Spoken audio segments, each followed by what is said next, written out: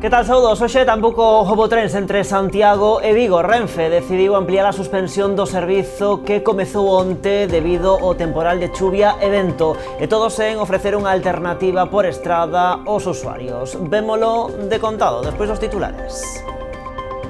Na quinta xornada de cortes da Avenida de Marín por mor dos asolagamentos, a subdelegación do Goberno en Pontevedra colleu un encontro entre as partes afectadas. Os concellos de Pontevedra e Marín, o Porto de Marín e a propia subdelegación acordaron que os técnicos estudarán as vías alternativas, sobre todo para que os vehículos pesados se poidan dirixir ao Porto. As confrarías da Ría de Muros e Noia volven solicitar á Xunta a elaboración dun protocolo de baleirado dos encoros. O exceso de auga doce tras as precipitacións acumuladas nos últimos días provocou a mortaldade de máis do 70% do berberecho na zona intermareal do Banco da Misela. Telmo Martín marca obxectivos para 2026. O alcalde de Sanxenxo avanzou que nos vindeiros meses porán a disposición da Xunta novos terreos para a construción de vivenda pública, ao tempo que anunciou a creación dun aparcadoiro de 300 prazas en Portonovo.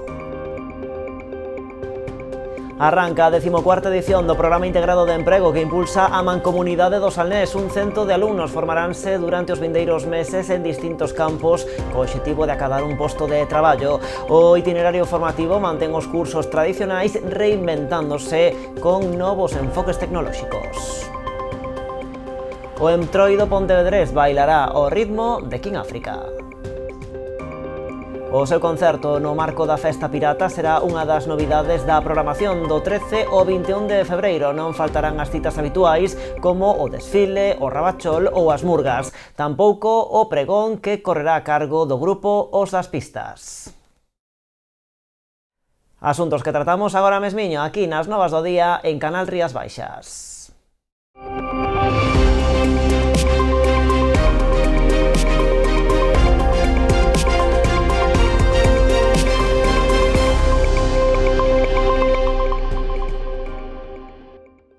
Hoxe tampouco houbo trens entre Santiago e Vigo. Renfe decidiu ampliar a suspensión do servizo que comezaba este xoves debido ao temporal de chuvia e vento, e todos en ofrecer unha alternativa por estrada aos usuarios. Dende a Deputación de Pontevedra exixen explicacións ao Goberno Central pola cancelación de preto de medio cento de rutas. Pola súa banda, a subdelegación insistiu en que o obxectivo é minimizar os riscos.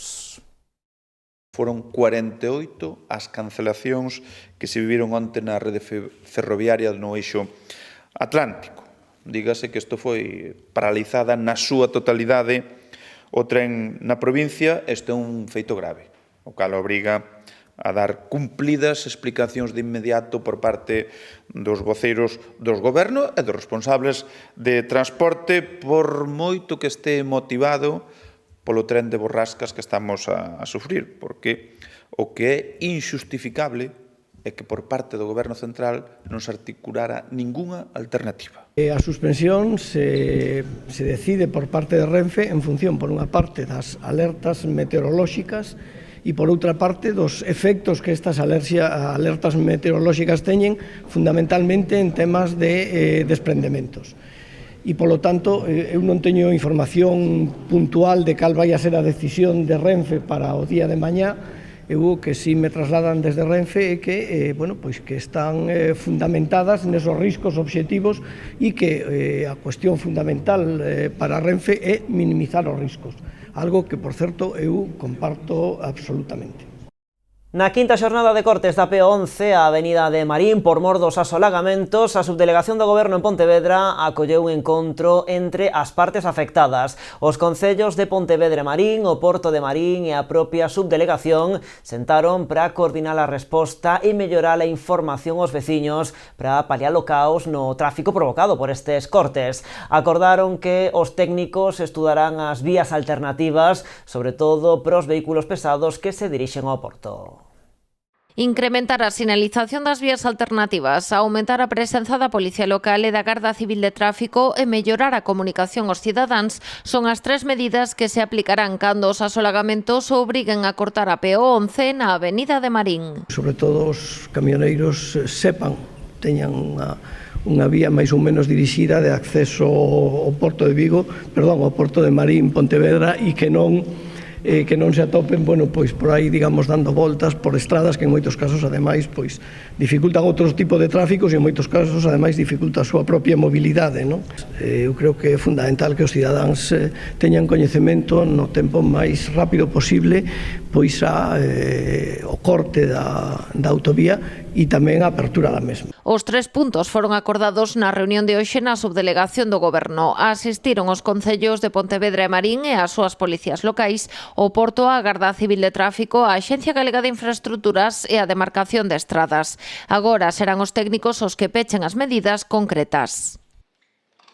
Sempre, insisto, supeditado a esa reunión dos técnicos que son os que teñen que poñer sobre o papel pois as medidas concretas. Hai dúas posibilidades, a Rúa Manuel de Palacio no caso de Pontevedra e a saída desde a vía, digamos, de circunvalación, a vía rápida. A conclusión da reunión contou co visto bo do Concello de Pontevedra. Iso si, Eva Vilaverde defendeu que estas medidas teñen que ter carácter puntual. Non podemos asumir tráfico pesado na cidade con carácter sistemático, porque aparte, como ben sabedes, ese é o noso primeiro anel da cidade, por Manuel del Palacio, que non podemos bloquear porque tamén dese anel depende o propio funcionamento da cidade.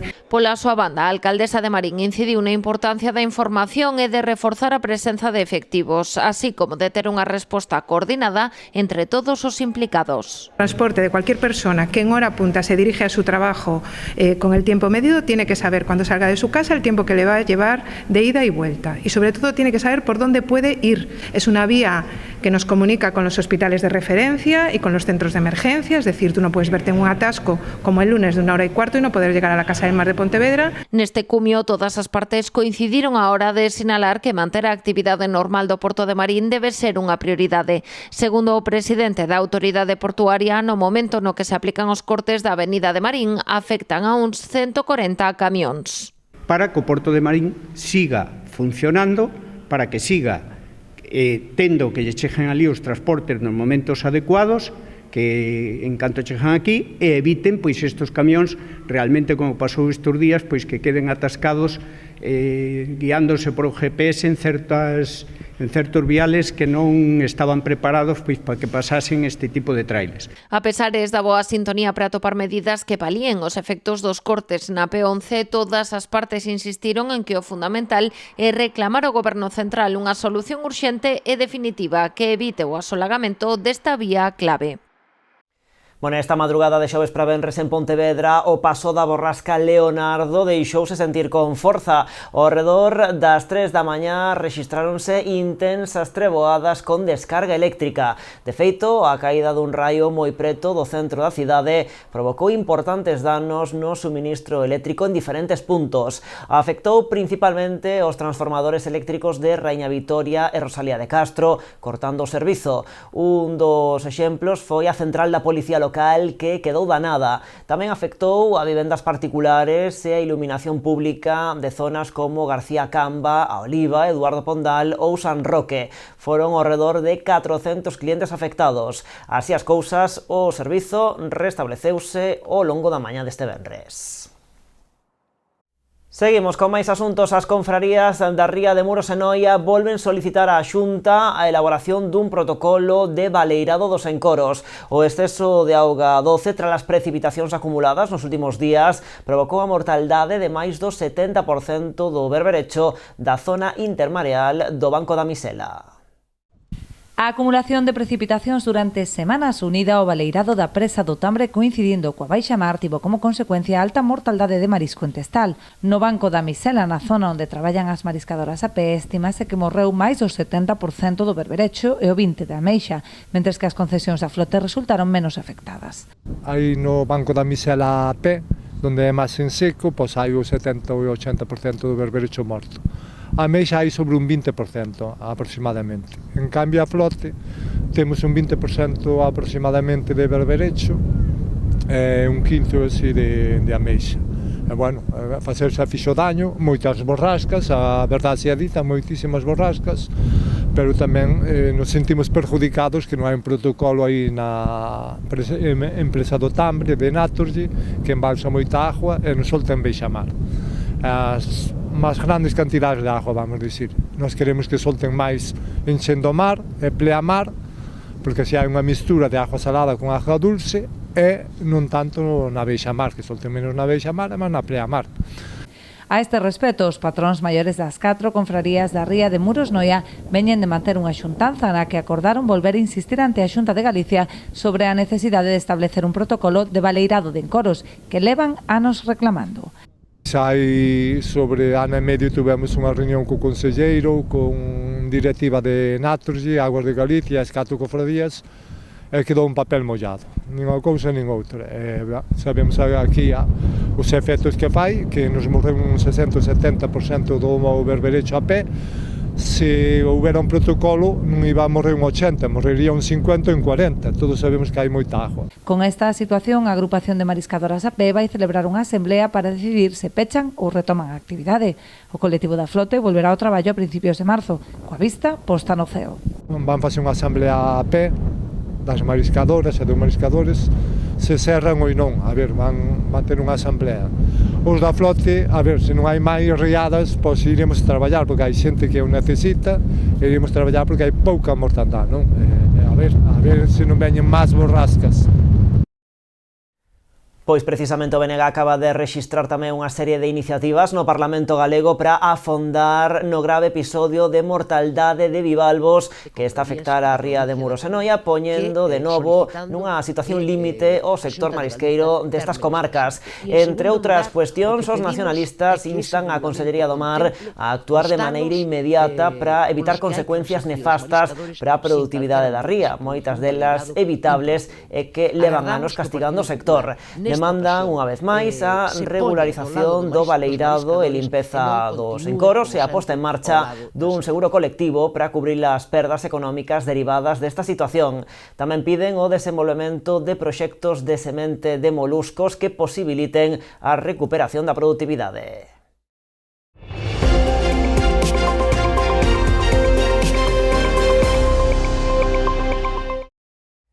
O alcalde de Sanxenxo comprométese a rematar este ano cumprindo cos proxectos estratéxicos comprometidos na última campaña electoral un ano antes das vindeiras eleccións municipais. Telmo Martín fixo hoxe balance dos proxectos que están en marcha. Avanzou que nos vindeiros meses porán a disposición da Xunta novos terreos para construir vivenda pública, ao tempo que anunciou a creación dun aparcadoiro de 300 prazas en Portonovo. Tamén asegurou que lle quere dar un impulso rural, destinando case que de xeito íntegro o 1 millón de euros do Plan máis Provincia da Deputación a mantementos. Telmo Martín marca obxectivos para este 2026 coas eleccións de 2027 a porta. O alcalde de Sanxenxo di que intentará cumprir con todas as promesas lanzadas na campaña de 2023 este mesmo ano. Executar todas aquelas cousas que nos comprometemos que estén, se non é finalizadas, que non sea xa un problema de ter que empezar de cero ou facelas despois no ano 27. O ano 27, que se non está no de transición para que os veciños, cando chegue o seu momento, pois que decidan. O rexedor destacou proxectos clave que xa están en marcha, como o ciclo integral da auga ou o convenio entre Sanxenxo, Poio e Aquaes. Espero que esas obras deberían de estar rematadas e a depuradora funcionando agora antes deste verán de 2026. Tamén explicou que van deixar no caixón un proxecto que non quixo desvelar para destinar todos os fondos do Plan máis Provincia da Deputación pro mantemento da rede viaria moi danada logo deste inverno. Pero vai ser para o mantemento de que están con este temporal, fixéronse moitos camiños e moitas pistas e temos que solucionar ese tema, porque nos preocupa moito o tema do rural. En canto a obras, adentou avances no mercado municipal cun proxecto de 6 millóns de euros que se licitará en breve. Tamén destacou a creación da nova senda litoral da Ría da Arousa. Que empeza en Meaño e termina no Concello do Grove, todo pola Revolta, que xa sabedes en Vilalonga, non? Toda esa senda, estamos coa redacción agora mesmo do proxecto. Para Portonovo, un parking de 60 prazas a través de Nauta e ademais vanlle presentar á Xunta un novo proxecto que inclúe un novo aparcadoiro e un parque. Que teñan un parque pois como se merecen, que agora mesmo está o parque un pouco así ben, pero non está como nos gustaría, e tamén un aparcadoiro para 300 prazas, vale? Estamos facendo ahora mesmo a redacción dese proxecto para presentarlle á Xunta polas autorizacións. En canto a vivenda pública, o alcalde estima que fan falta unhas 300, en breve asinarase a posta a disposición dun terreo para que a Xunta construa as primeiras 25. Adiantou que en marzo anunciará outra zona onde se farán unhas 40 e en abril detallará outra na que se poderán facer entre 150 e 200 vivendas para mozos. E o Concello de Pontevedra investirá €500.000 para arranxar unha das principais deficiencias que ten o mercado, o illamento térmico e lumínico do edificio. A actuación centrarase na renovación dos lucernarios para evitar que a luz solar e a calor afecten os produtos frescos da planta baixa. Para iso, instalaránse vidros tecnolóxicos de control solar. A intención é que a obra poida rematarse este mesmo ano. Este 2026 o Concello de Pontevedra intervirá no mercado municipal para solucionar unha das principais eivas do edificio, o illamento térmico e lumínico. Hai un lucernario, unha cuberta de vidro que estaba incidindo durante todo este tempo nos postos de abaixo, nos postos de produto fresco. Para elo investirá algo máis de €500.000 nun proxecto dirixido a substituir os lucernarios. A cuberta cristalada mudarase por uns vidros de control solar capaces de filtrar os raios infravermellos. Ese vidrio pasa un 80% da luz solar que pasaría nun vidro que non tivese nada, pero pasa só un 20-25% de infravermellos. Os infravermellos son os que producen o quecemento dos alimentos e son os que presentan un problema sanitario. Despois crearase unha segunda pel interior que, ademais de actuar como protección adicional, incorporará unha intervención artística que estará retroiluminada con luz LED. Decidimos que paños de vidrio que van a tener un tamaño de 50 por 1,5 son suficientemente grandes como para que no se acumule mucho polvo, se pueden limpiar chorreando y la idea es que esta piel va sujeta a unas correas que se atornillan a las vigas principales y van en el sentido longitudinal del despiece contrapeadas para permitir que filtre el aire e que se poda ventilar. Tamén que o ambiente de luz faga máis atractiva a venda dos produtos. O sea, de feito, probablemente esa segunda pel traballarase en cores en función do que se venda debaixo. O Concello por en marcha canto antes o proceso de contratación. O obxectivo é executar as obras este mesmo ano. Teñen un prazo de execución de 2 meses. En un principio convivirán coa actividade habitual do mercado. E a idea é compatibilizalo. Esa é a nosa idea e no que imos a traballar. Son obras. E as obras eu non me atrevo a dar un diagnose efectivo ata que. Por qué? Porque pode pasar calquera cousa, imos a tocar a estructura, eu non sei que vai a pasar. Gulías adiantou que esta é unha intervención máis no mercado, pero non será a última. O goberno local traballa en novas fases do proxecto. A seguinte, dirixida a mellorar a climatización e a ventilación mecánica do edificio. E hai outro factor que eu quero tamén acometer e iría nunha segunda fase, que é o peche das arcadas frontais, que necesitamos facelo. Con esta renovación dos lucernarios, as actuacións anteriores como a renovación das cámaras ou dos montacargas e a próxima reforma dos aseos, o investimento no mercado superará o €1.000.000 por parte do goberno local neste mandato. A Deputación de Pontevedra lanza unhas axudas pioneiras para a protección civil. Trátase dunha partida de fondos de €100.000 que busca recoñecer o servizo que desenvolven estas agrupacións, que van recibir entre €2.000 e €5.000. As axudas vanse repartir entre 22 concellos. Entre as agrupacións da nosa contorna que se van beneficiar están Caldas, Cambados, Cuntis, Meis, Poio, Portas, Ribadumia, Valga, Vilagarcía e Vilanova. Nunca antes houbo unha liña de axudas nesta na Diputación destinada ás agrupacións de voluntarios de protección civil para os concellos de menos de 50.000 habitantes. Falamos, insisto, dunhas axudas pioneiras que queren recoñecer e apoiar o excelente servizo e a vontade altruísta de que moitas veces son os primeiros que chegan cando hai unha incidencia. Pois ben, hoxe acordamos conceder preto de €100.000 a 22 agrupacións de voluntarios de protección civil. E saiban tamén que a Corporación Municipal de Lousame aprobou esta pasada noite nun pleno extraordinario e urxente a relación de obras a incluir no Plan Único da Deputación da Coruña para este ano 2026. Os concelleiros acordaron destinar a obras os 270.000 euros da achega de 2025 e a gasto corrente os 294.000 correspondentes a 2026. A maiores, na sesión aprobouse tamén o Plan Complementario de 2026 por un importe de algo máis de 83.000 euros que irán destinados a mellora do viario de Fruíme. Na relación de obras a realizar figuran a mellora dos accesos a Bouciñas, Pomar, Cruído e Pastoriza ou o arranxo do viario de Silva Redonda, as minas de San Fins e accesos a Sedofeito, entre outras. No pleno tamén se aprobaba designar como festivo local o 18 de marzo, Día de Cernadas de Castro, e a creación dunha comisión informativa para apoiar a candidatura do cura de Fruíme o Día das Letras Galegas 2027. En Noia, o Concello está a executar estes días na Albariza unha nova actuación que busca dotar a este núcleo de saneamento e abastecemento de auga. A obra realízase por administración cos propios medios do Concello, o que supuxo un importante aforro de custos para as arcas municipais. O Executivo noiés iniciou hai uns días en Albariza diversas obras que permitirán dotar a este núcleo de nova rede de saneamento, incluindo tubaxe separativa de pluviais e fecais. A actuación conleva tamén a conexión á rede de abastecemento de auga. Vamos a conectar tanto saneamento fecal como pluvial, unha rede separativa, e conectar tamén unha fosa séptica que dé abastecemento a ese lugar.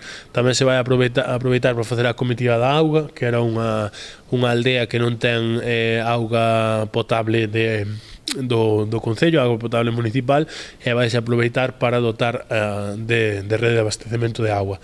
Unha das peculiaridades desta obra é que está a ser realizada mediante a vía de administración, polo que é a propia Brigada de Obras Municipal a que se encarga da súa realización, cun importante aforro económico para o Concello. É unha obra que se fai por administración, o que nos vai a permitir un aforro aproximado de 60.000 euros na súa execución, e que se vai a facer mediante o Departamento de Obras e Augas. Era unha práctica que nos últimos 10 anos pois deixouse de facer estas obras por administración e que tras os reforzos que se fixeron nas distintas brigadas, pois agora nos permite afrontalas pois de xeito propio, non? Esa é un pouco a dinámica que vamos a seguir. Unha vez terminemos na Albariza, vamos a facer a separativa tamén na Rúa Brasil e Lorenzo da Armada en San Lázaro. Vamos a seguir dando pasos para mellorar esa rede de saneamento que tamén afecta directamente cos bancos marisqueiros e tamén ca contaminación na ría. Bueno, e a volta da publicidade coñecemos os detalles da programación de Entroido en Pontevedra. Xa lle avanzábamos antes, vai ter King África un concerto na Boa Vila.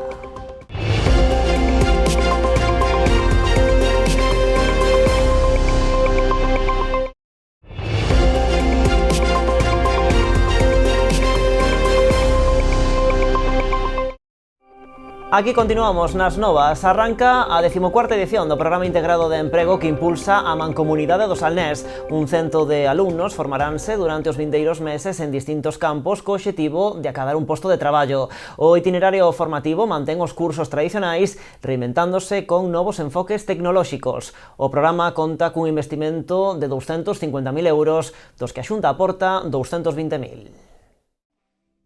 E unha das grandes referencias da Mancomunidade do Salnés. Falamos do seu Programa Integrado de Emprego que estrea a súa 14ª edición. Un cento de alumnos formaránse durante os próximos meses co obxectivo de acadar a súa inserción no mercado laboral. Que esta sexa a 14ª edición responda a varias casuísticas. Primeiro, porque a organización desta formación e deste Plan Integrado de Emprego é moi boa, polo tanto cumple os obxectivos. Cumplo os obxectivos porque pensar que cada ano tratamos de formar a 100 persoas, a 100 alumnos nos distintos sectores, e desos 100 alumnos, pois ao mellor hai unha media moi aproximada a 90 persoas que rematan precisamente nesa integración, nese posto de traballo que tanto buscamos, non? O programa ofrece un abano de máis de 30 accións formativas, dende as máis clásicas ata as que poñen o foco nos avances tecnolóxicos, como o curso de ciberseguridade, de robótica colaborativa, de drons con IA, de ortofotografía ou de realidade virtual. Hai máis especialización, se busca máis especialización. Estamos falando de máis de 30 cursos de formación que se poden dar neste plan integrado de emprego, en torno a 35, e abarca distintas especialidades. Podemos falar de as novas tecnoloxías no seu conxunto ata profesións que son máis necesarias e que a veces incluso tenden a desaparecer, pero con estes cursos de formación, de alguma maneira, tratamos de dar esa continuidade, como pode ser carpintería de Ribeira ou que pode ser tamén carnicería. A Xunta, a través da Consellería de Emprego, achega este programa 220.000 euros, mentres que a Mancomunidade aporta uns 37.000. Creo que é unha aposta importante, unha aposta decidida para que todos os que necesitades acadar un posto de traballo teñades as ferramentas necesarias, non? Solo a través da formación e máis con mercado laboral cambiante que está existindo, non? Estamos moi satisfeitos co resultado que estuvo dando ao longo dos últimos anos, no que se formou moitísimos mozos e mozas, e non tan mozos e tan mozas tamén, da nosa comarca, e ademais cun grande éxito non só de participación, sino tamén, sempre que vemos os índices de colocación despois da formación, son ser índices moi elevados, co cal estamos moi satisfeitos co resultado, que evolución que leva tendo ao longo destes anos. Pro éxito deste programa tamén é fundamental a implicación do tecido empresarial da comarca, primeiro facilitando o desenvolvemento práctico do proxecto e despois culminando o proceso coa contratación deste novo persoal cualificado. E a directora xeral de Xuventude visitou esta mañá o espazo Xove de Noia, onde se veñen de acometer unha serie de melloras. Estas instalacións forman parte dunha rede de 12 centros dependentes do goberno galego en todo o país que buscan crear espazos de encontro para a mocidade. O espazo Xove de Noia é un dos máis dinámicos de toda Galicia, cun amplo número de mozos que fan uso das instalacións, especialmente durante a fin de semana. A directora xeral de Xuventude quixo achegarse ata o centro para coñecer as melloras realizadas nos últimos meses nas instalacións, así como o novo material adquirido para ampliar os seus usos, mesmo como local de ensaio. E aquí a verdade é que teñen moitísimas actividades, tanto xogos de mesa como plataformas digitais, como ordenadores, como futbolín ou como mesas de ping-pong.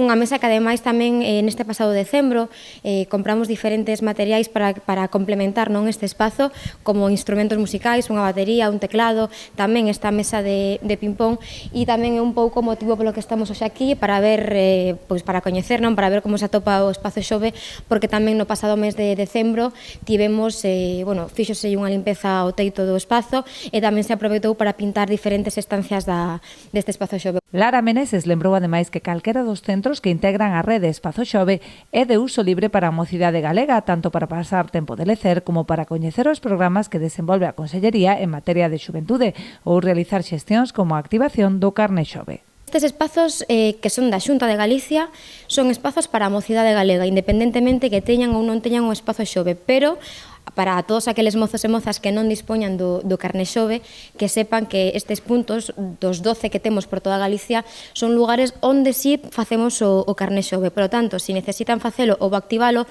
poden achegarse ata os espazos Xoves, porque aquí, como en Noia, vamos a poder axudarlles.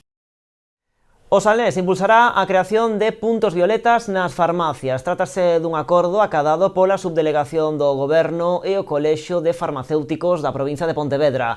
A iniciativa busca loitar contra a violencia de xénero a través das boticas, puntos perfectamente localizables e de fácil acceso para as posibles vítimas.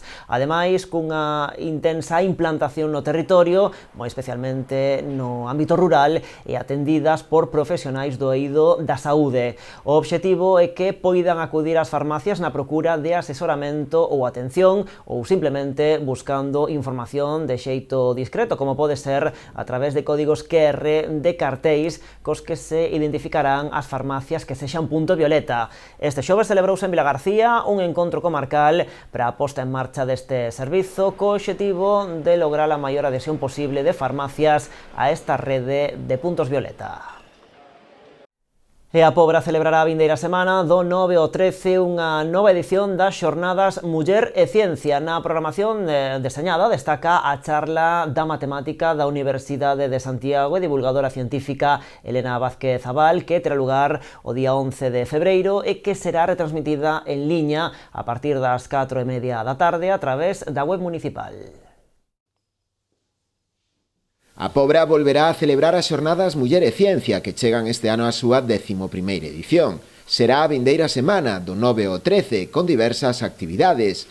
Unha das máis destacadas será a charla que terá lugar o día 11, coincidindo ademais co propio Día Internacional da Muller e da Nena na Ciencia, a cargo da matemática da Universidade de Santiago de Compostela e divulgadora científica Elena Vázquez Abal, que será retransmitida en liña. Teremos unha ponencia, este ano farase de maneira online, teremos este formato para facilitar o acceso dende calquera lugar, parecenos que pode ser moi cómodo porque calquera poderá acceder dende o seu móvil ou dende o seu ordenador.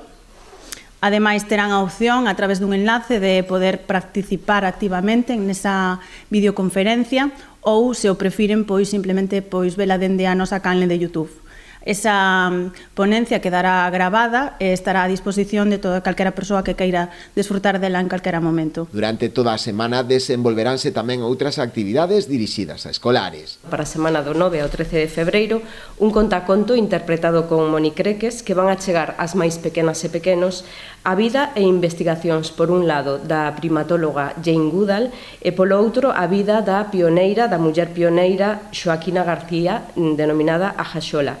Esta muller, originaria do Porto do Son, é inventora do material hidrófugo que elaborou o primeiro traxe de augas confeccionado con liño e aceite. Un material que impermeable que foi deseñado para protexer a saúde dos mariñeiros e o pai da propia Xoaquina García, que ian traballar ao mar e que enfermaban de forma habitual. Despois, para a primaria, tamén na semana do 9 ao 13 de febreiro, o alumnado de cuarto de primaria, ademais de facer actividades que visibilicen a figura de Xoaquina García e do seu método científico, queremos enfocar estas xornadas a obradoiros prácticos cos que nenas e nenos poidan experimentar por si mesmas e teñan a posibilidade de facer ciencia en primeira persoa. E temos preparado uns experimentos sinxelos baseados en electricidade estática, densidade de líquidos ou tamén en reaccións químicas básicas.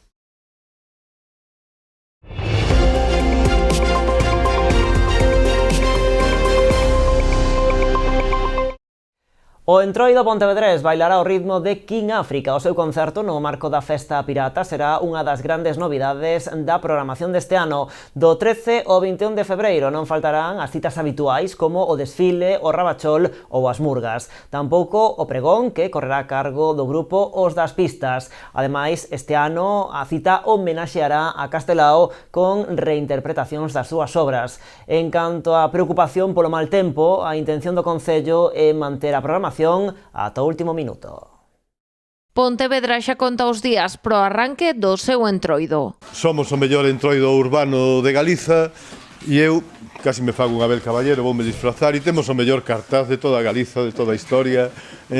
Realmente é unha gozada. A programación comezará o día 13 de febreiro. Farao con dúas citas imperdibles: a recepción ao Rei Urco e o pregón, a cargo este ano do grupo Os das Pistas. Super contentos, moi felices de que por fin nos tocara a nós xa ser os pregoeiros, porque veíamos pasar pola dereita, por a esquerda, por arriba, e dicíamos, joder, nós somos invisibles, que a nós nunca nos toca. Bueno, estamos encantadísimos, grazas ao Concello, a Concellalía, a todo o mundo. Este ano vamos a intentar darvos un pouco de caña a quen lle teñamos que dar e esperamos facer un pregón que este á altura do Entroido. Así, dende o venres 13 ao sábado 21, a cidade celebrará o Entroido con diferentes propostas. Haberá desfile e entrega de premios o 14, a presentación e a queima do Loro Rabachol os días 16 e 21, o concurso de murgas durante 3 xornadas ou a mostra da parodia o venres 20. Ademais, o martes 17 será a Festa Pirata, cunha noite na que a animación correrá a cargo de King África, que actuará na Praza de España ás 9:30 da noite. Xa había concerto outros anos, Este ano fomos a un concerto un pouco diferente e que pegase co ambiente do Entroido, que nos el sae disfrazado, dixemos, pois, que mellor para o día do Entroido. É seguro que se pasa moi ben. Outro dos atractivos do Entroido pontevedrés é a súa imaxe. Este ano, o alumnado do Garaxe Hermético reinterpreta a obra de Castelao no cartel e no programa, rendéndolle a súa particular homenaxe co gallo do 75 aniversario do seu pasamento. O cartaz está baseado na foto de Castelao pintando as máscaras da súa obra de teatro Os vellos non deben namorarse, pero reinterpretándoa para que agora este pintando a máscara de Rabachol e outras máscaras de Entroido. Escoller de recopilatorios de humor gráfico de distintas viñetas de cousas de Castelao.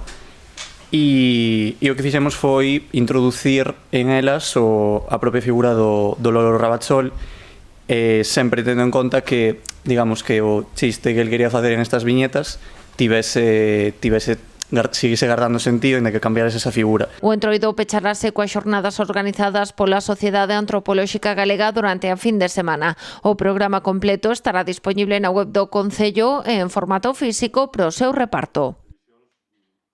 E o Concello de Ribeira vai recuperar este ano a Gala do Deporte. A alcaldesa informou tamén das novidades que se pretenden introducir na convocatoria de bolsas a deportistas coa incorporación dunha categoría por parellas.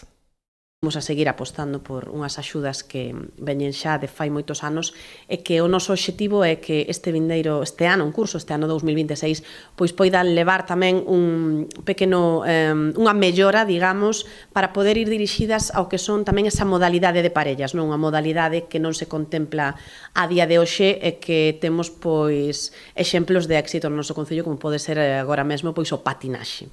Polo tanto, trataremos de mellorar todas esas axudas a deportistas locais e, como non, tamén adiantar que imos recuperar esa gala do deporte municipal, esa gala na que durante moitos anos estivemos pois non só premiando, recoñecendo o traballo de clubs deportivos, de deportistas individuais, sino tamén de todas esas persoas que fan grande o deporte, esas que están por detrás, que están na sombra, que abren un campo de fútbol, que cortan o césped, que lavan camisetas, que levan aos nenos e as nenas pois un sábado pola mañán a un campeonato fora do municipio, en fin, eses héroes anónimos que fan grande o deporte local. Pois así, con este apuntamento dende Ribeira, marchamos por hoxe e por esta semana. A actualidade continúa en canalriasbaixas.com e tamén nas nosas redes sociais. Como sempre, graciñas por estaren aí. Pasen bo fin de semana.